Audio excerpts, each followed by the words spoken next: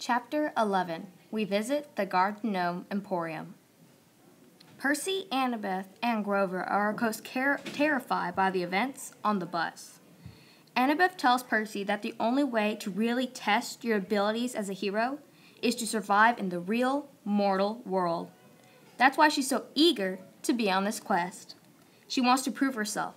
She is her mother's daughter. After the explosion, the three have nothing left but what they are wearing and carrying. Everything else burnt up.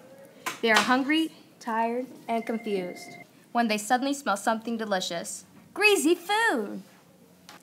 They come across a deserted two-lane road. Across the road is an abandoned gas station and a curio shop called Auntie M's Garden Gnome Emporium. In front of the building are tons of statues of kids, satyrs, and animals. A lady answers the door. She wore a long black gown that covered everything but her hands, and her head was completely veiled. Her eyes glinted behind a curtain of black gauze, but that was about all I could make out.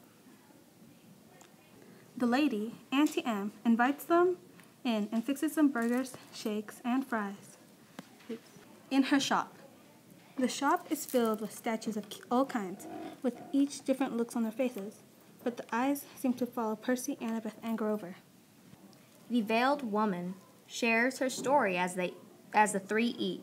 However, parts of the story make Annabeth and Grover suspicious. Auntie M asks if they wouldn't mind posing for a picture. Percy doesn't see the harm in it, but Annabeth and Grover realize that Auntie M is Medusa. She has snakes for hair, and if you look at her, you will turn to stone. They warn Percy just in time. The three fight their way out of Medusa's clutches.